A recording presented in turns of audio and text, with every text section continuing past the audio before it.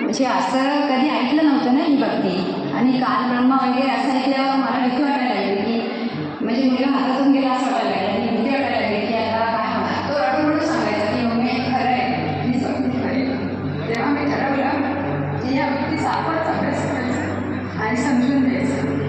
आणि मी त्याप्रमाणे मग ज्ञान मागवली की वासुदेव सत्संग करायला लागली. आणि त्यातून मला समजलं जे नियम होते तेच एवढं आकर्षित करून गेली मला ही भक्ती खरी आहे मला समजलं. जसं तुम्ही सांगत आहात की संत रामपाजी महाराजांचं ज्ञानगंगा हे पुस्तक आपण अध्ययन केलं आणि संत रामपाजी महाराजांच्या सत्संगात सुद्धा गेलेत आणि आता आपण नियमांचा उल्लेख केला.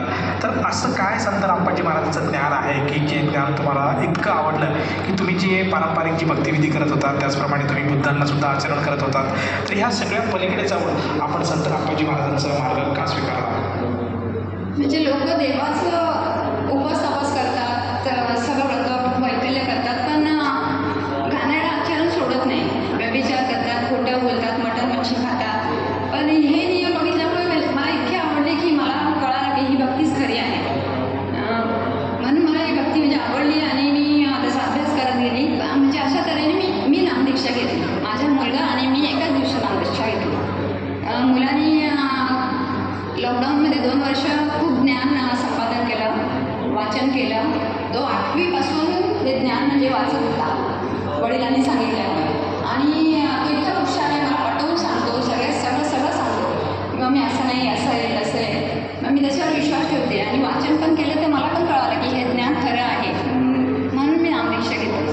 जसं तुम्ही सांगत आहात की संत रामपाजी महाराजांचं ज्ञान हे तुम्हाला म्हटलं, त्यांनी जे काही समाजाला आज ज्ञान देत आहेत आणि त्यांचे जे काही नियम आहेत ते प्रामुख्याने समाजामध्ये जी काही वाईट प्रवृत्ती आहेत, जे काही कर्मकांड आहे त्याला आळा घालण्यासारखे असे नियम आहेत आणि ते तुमच्या बुद्धीला पटले म्हणून तुम्ही त्यांच्याकडनं अनुग्रह किंवा गुरुमंत्र घेतला.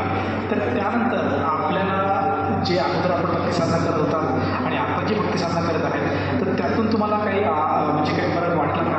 आणि काही नवीन स्वरूपात तुम्हाला काय अनुभव काय किंवा काही फायदा झाला का? हो, फायदे तर पदोपदी होत असतात. परमेश्वराला सगळं माहिती आहे, त्याच्या लेकरांना काय पाहिजे ते सगळे फायदे म्हणजे होत असतात.